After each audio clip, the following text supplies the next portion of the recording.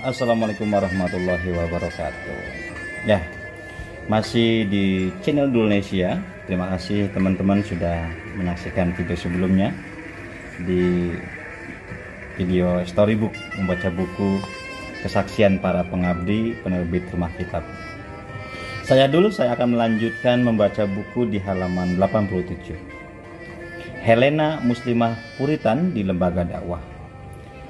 Dunia ini memang penjaranya orang beriman, surganya orang kafir. Menggapai hidayah ilahi. Helena, 44 tahun, adalah seorang perempuan paruh baya yang senantiasa istiqomah menghayati dan menjelajahi pola keberagamaan Puritan sebagaimana ditekankan oleh Lembaga Dakwah Islam Indonesia.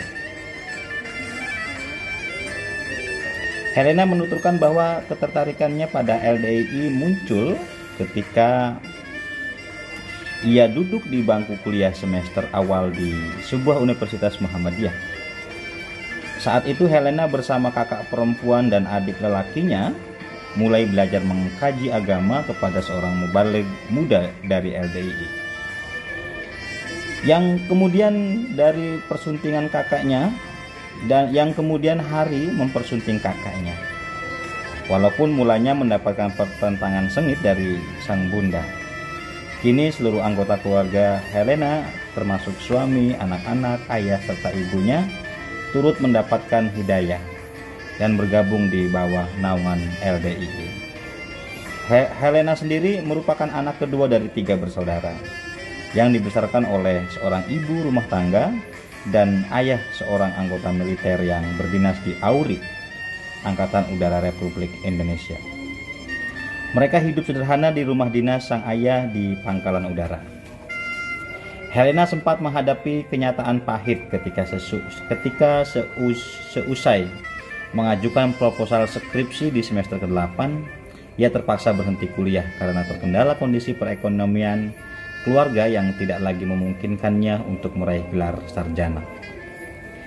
Helena kemudian memutuskan untuk menikah dengan kakak kelas yang dikenalnya sewaktu mengikuti kuliah kerja nyata. Pernikahan yang dilangsungkan pada bulan Juni tahun 1991 tersebut membuahkan 7 putra-putri dengan jarak usia antara 2-3 tahun. Helena mengakui bahwa ia dan keluarganya adalah orang awam dengan latar belakang pendidikan umum, di mana ia tidak pernah mengenyam pengetahuan keagamaan sejak dini.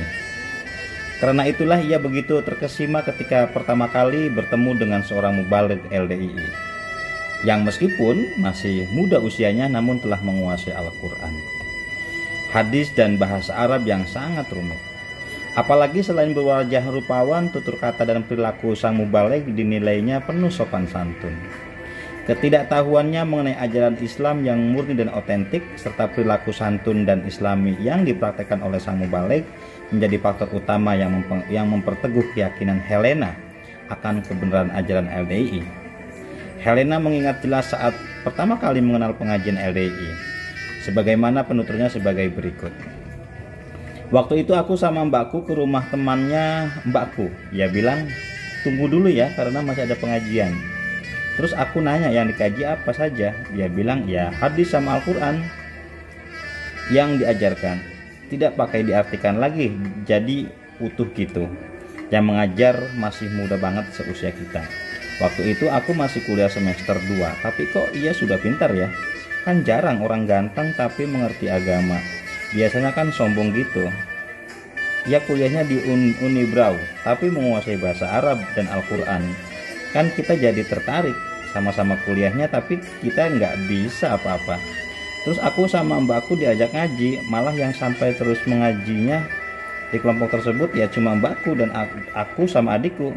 Kalau cuma ikut ngaji biasa ya ada, tapi nggak ada yang mau memperdalam. Ya sudah, kita bertiga mengaji sampai dia lulus kuliah. Dan akhirnya menikah sama mbakku ini dan jadi kakak iparku. Ia insinyur teknik sipil, sekarang kerja di kontraktor, sering di keluar kota, dan karena ia mubaligh yang selalu menyempatkan untuk dakwah di kota yang didatanginya. Helena rajin mengikuti pengajian rutin yang diadakan LDII selama 26 tahun ini. atau tepatnya sejak tahun 1988 yang lalu, Helena menuturkan rintangan utama yang datang justru dari orang terdekatnya, sang ibunda yang pada awalnya tidak membolehkannya mengaji ataupun memakai kerudung. Pada masa itu, pemakaian jilbab memang belum menjadi fenomena yang umum di masyarakat. Ibunya kerap mencacarnya dengan berbagai pertanyaan. Ngapain rambut tutup-tutupi? Masa akhirat terus? Dunianya kapan diurus? Namun perubahan terjadi setelah Helena menikah, di mana lambat laun ibunya mulai mau mengikuti proses pengajian dan mengerti. Meskipun dikarenakan faktor usia, proses penerimaan sang ibunda tidaklah semudah putra-putrinya. Helena sangat memaklumi karena menurut pemahamannya beragama itu hendaknya dilakukan semampunya saja, dikarenakan kemampuan setiap individu berbeda-beda. Ia mengibaratkan keimanan layaknya air. Ada yang merasa cukup dengan konsumsi semangkok air, namun ada juga yang baru merasa puas setelah minum air berbak-bak. Di samping itu, ia juga meyakini bahwa hidayah hanyalah milik Allah semata, sehingga ia sebagai manusia hanya bisa berusaha agar seluruh anggota keluarganya bisa beragama seperti yang ia harapkan. Di sini Helena menyatakan bahwa petunjuk atau hidayah itu sebetulnya perkara mudah. Ia bisa saja datang sewaktu-waktu dan melalui hal-hal tak terduga. Helena mengandaikan bahwa hidayah bisa datang misalnya